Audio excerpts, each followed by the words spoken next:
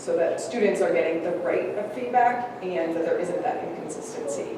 Okay, good, because I've been doing this for a long time, sitting on the other side, watching these, and I do worry sometimes when students were talking about going to school or going on to law school, going on to medical school, and it's obvious that they're not, from what they presented to us, that doesn't match what they presented. And it needs, I worry about those students. So that's just my little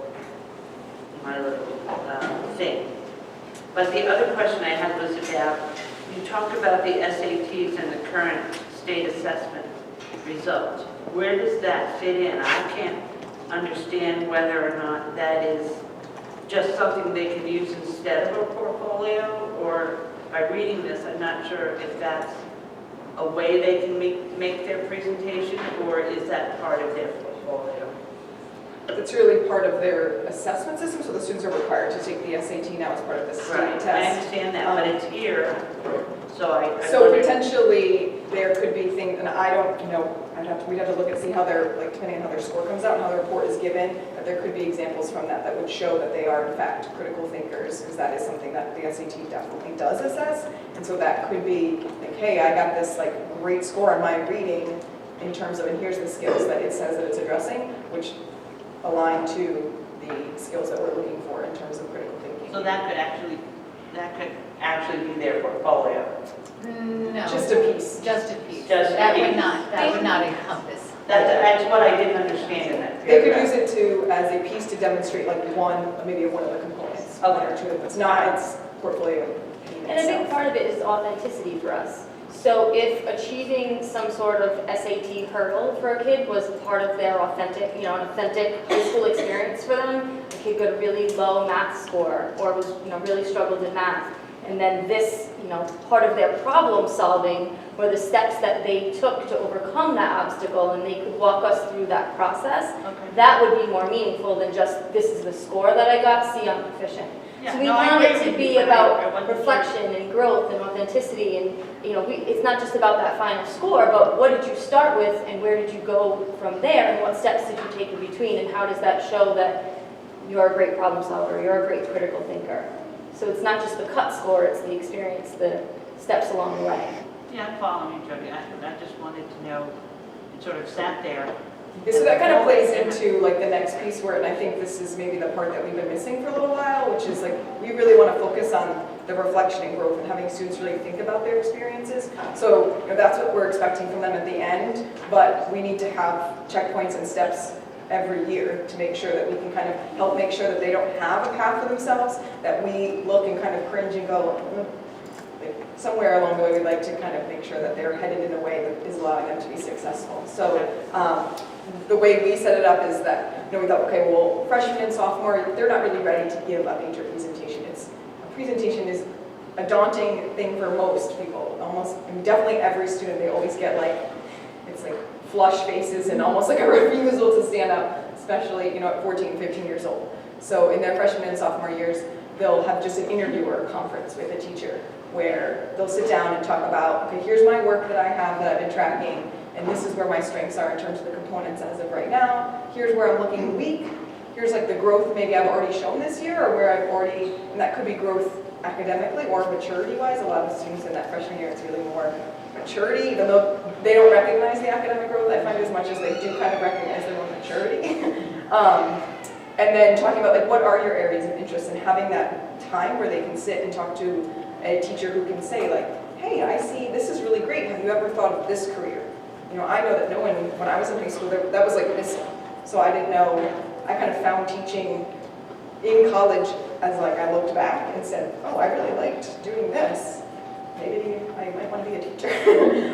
So having that moment where a teacher could say, I used to do this in my other life before I became a teacher. I know someone who does this. This seems like something you'd be really interested in, just to get students thinking and kind of making a connection between this is what you love to do and here's a job that you could make that happen. And I keep telling the students, you could find a place where you have a strength and you love it and you're passionate.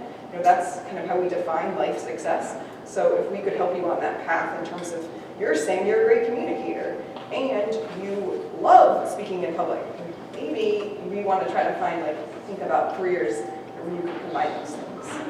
Are you looking at that in terms of perhaps in the future helping the dropout rate by engaging them and the failure rate by engaging them early so that they have? It's all part, right, exactly.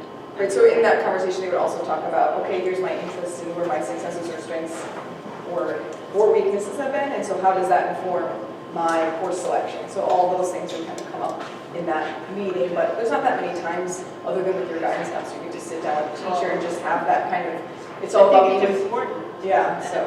Yeah, all right. So that would be both freshman and sophomore year, they would have that conversation. And then junior year would be their kind of practice presentation, where they give a very similar presentation to what their senior one, but it gives them a chance to practice and see what it's like, and also get, critical feedback that, you can say, hey, you set up the presentation really nice, but you need to prepare more because you didn't know what you were going to say once you got up there, and you got nervous, and those are things that with practice gets much easier. And also, hey, think about including a video or doing a demonstration. I've said to the students who, we have a great robotics program, so maybe you drive your robot in, and that's how you give your presentation. So think outside the box of just using a Google slide or PowerPoint. It could be a website, it could be a video, it could be here, I put on this play. Maybe you want to show a video clip of that and talk about the process and what that was like, and walk your panel through what you've been doing. And so, We had students this year who directed and starred in and produced their own play. Amazing, right, so those are the kinds of experiences I know I would love to see as a person who would have to evaluate something if you're passionate enough to produce, direct, and star in a play, then it also becomes much easier to give that presentation because you lived it. So it's not going to be, here's this assignment I did in Mrs. Nev's English class in the 10th grade, and I think we were reading, I don't know, and because I think that's where they fall apart in their presentation is the experiences they're trying to use aren't authentic because they're put in a box too much. So by opening that up and allowing them to really put themselves as part of the presentation, hopefully the anxiety of the presentation comes down as well.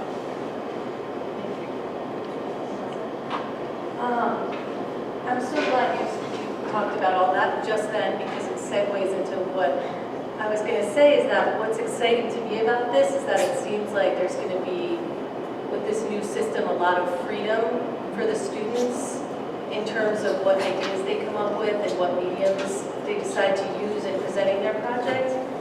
I think that could up the passion level and therefore improving the projects, the quality of the projects. So I think that's great. The one thing that I want to ask with all of that is, I'm assuming that there is, or I'm wondering, is there, those are my kids.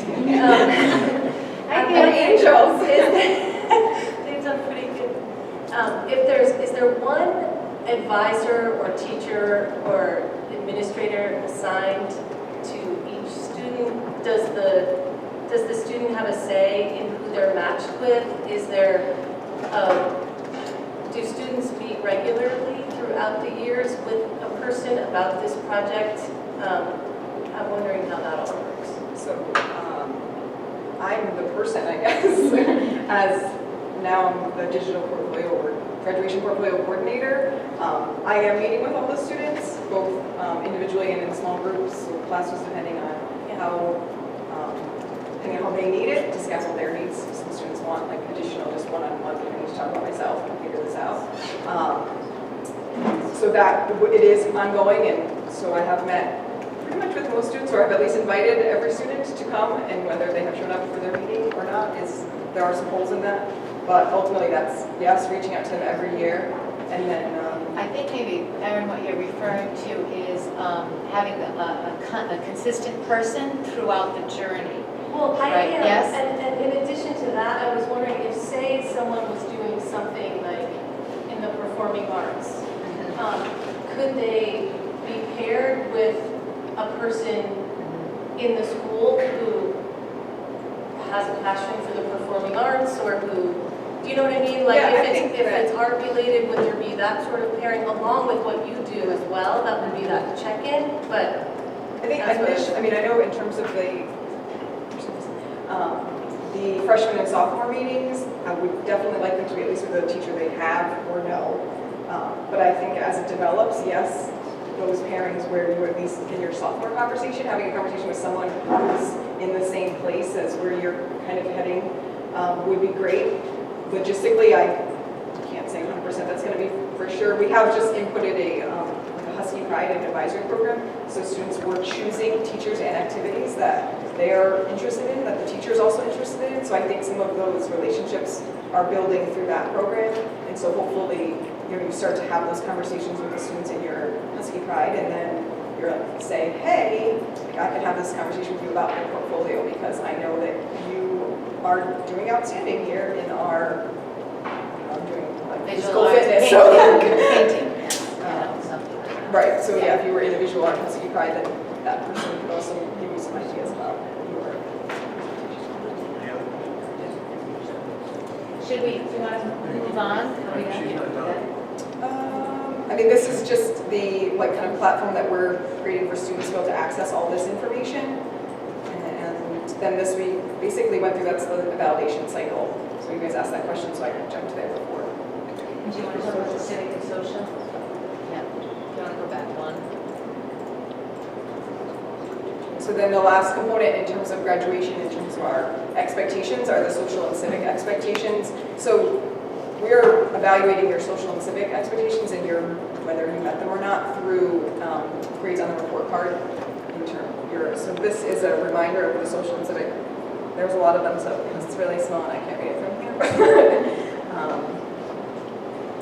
But those are We're some going to of them. share this, Yeah, I the can- actual links, so that you'll be able to, Yeah, I can give you the click website, on but this the is all links based on. And you have the civic and social expectations too as well.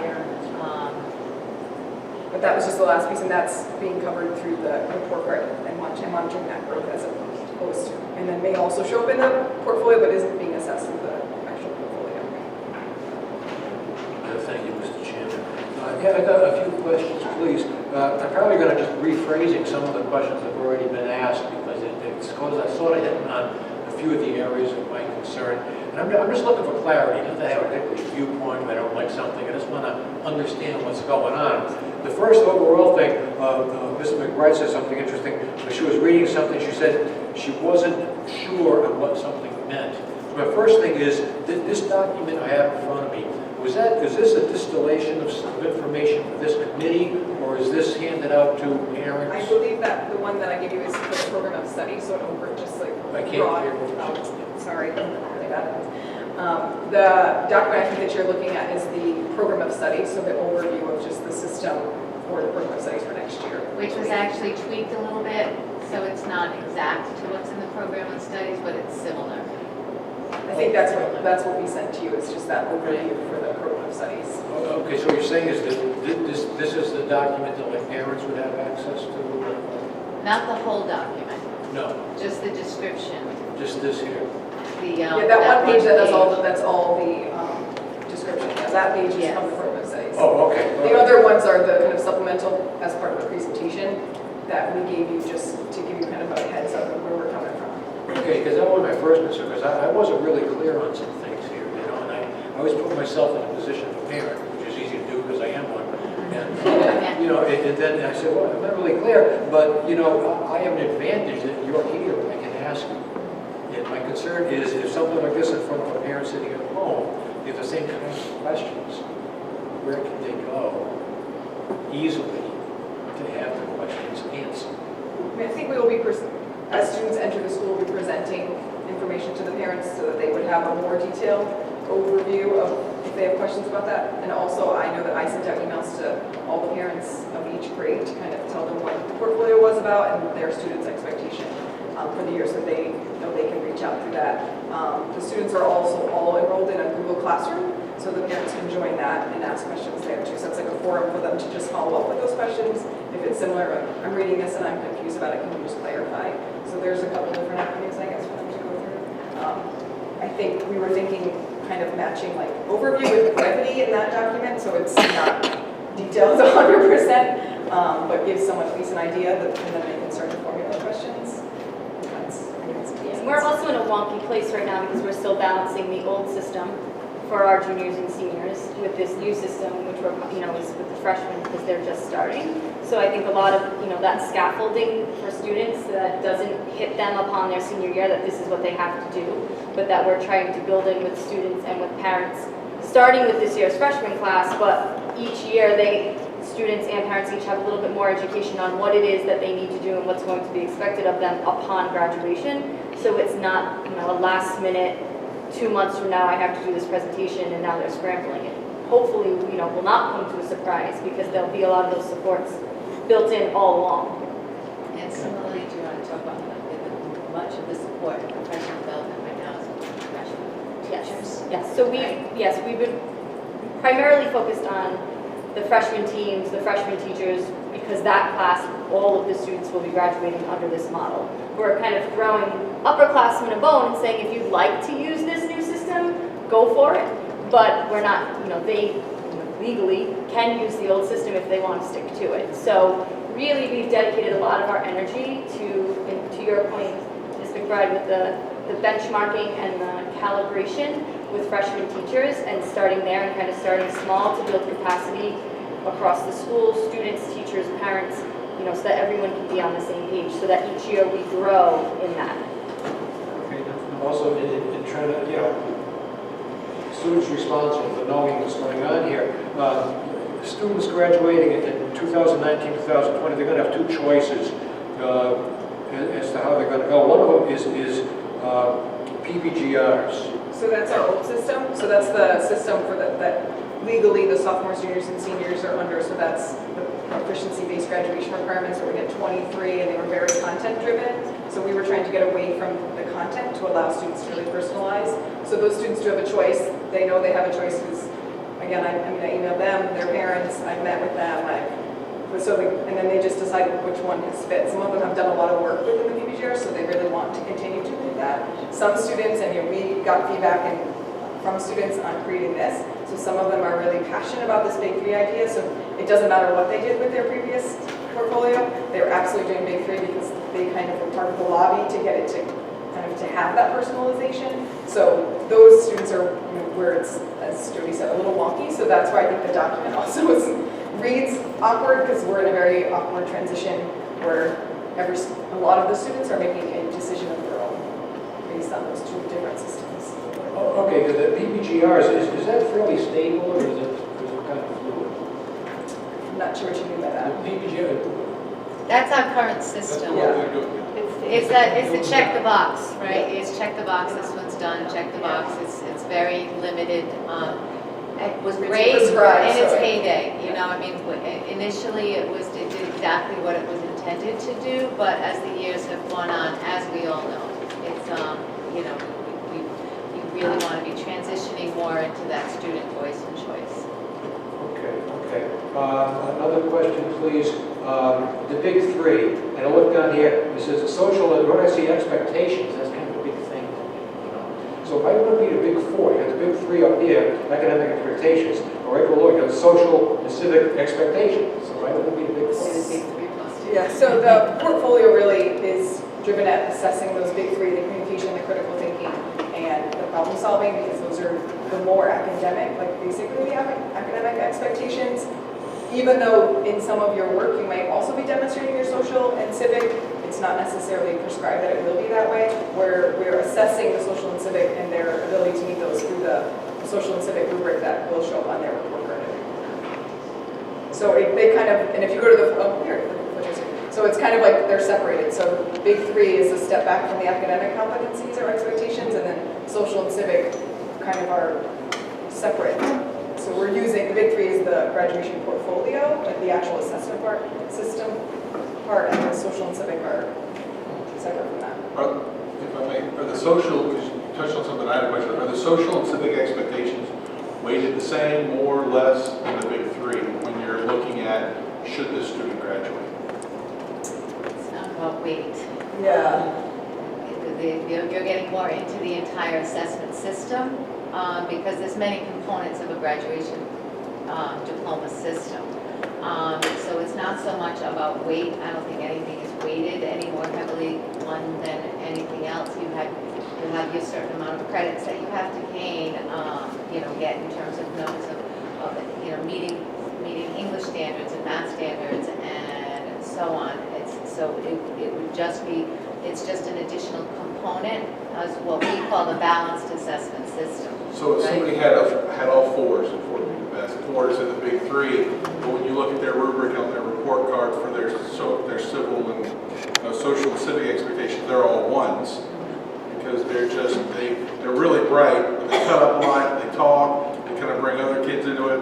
Where do you go? What do you do with that? I think because there's an overlap between the big three and kind of those social and civic expectations as we're talking about communication and critical thinking and problem solving, and I'm not sure that a student can be all those things and kind of be a one, which means you're kind of like thumbing your face at the. Never met my brother. So I don't. I think at the high school level, they often go hand in hand. A kid's ability to achieve academically is often based on their ability to engage in the classroom and the collaboration. And so it's, if they're not doing the social civic things, they're probably not learning, so they're not going to be achieving the big three. And I think in my experience, that's how it all adds up. And it's something that as we continue to get into the weeds and get into those details that we'll look at more closely, I'm sure. For some kids, that might be their growth. The behavioral component might be their growth. So maybe we talk to some of the school social workers, and we how a student might use that. More of an emotional behavioral struggle that a kid has that maybe they achieve their scores are off the charts, but yet their reading scores, but yet they have a hard time collaborating with other students in the classroom. So their portfolio presentation, their growth in high school might be something that they work on with the school social worker. And they say, look at what I've achieved. And look at the problem solving that I've done. So, that kind of makes room for that kid too, assuming they get past that one. Thank you very much. It says the students will be required to complete an interview with a teacher. Does this teacher actually know the student or just a teacher? So ideally, yes. I haven't actually started to sit down and try to work out the logistics of that. But I think that between the advisory students and the Husky Pride advisor, plus the 7 or 8 teachers that you have through your schedule of courses, that yes, we can get you with a teacher who you at least aren't going to kind of be panicked about just walking into their room. So that is the goal. I'll tell you after March of how it works. Well, you read my mind when you said perfectly, yes. Yeah. Obviously, if the teacher knows the student, there's going to be more of an interaction rather than, hey, I'm a total stranger. But I do have a lot of faith in our teachers to pull it out of a kid, especially if there's only one of them sitting right in front of them. It's going to be hard to, not force that conversation. It might be uncomfortable the first couple minutes, but we're not that intimidating once it's one-on-one. But that's the goal, yes. And my final question, I'll stop here. I had a few more, but that's all right. I'll stop here.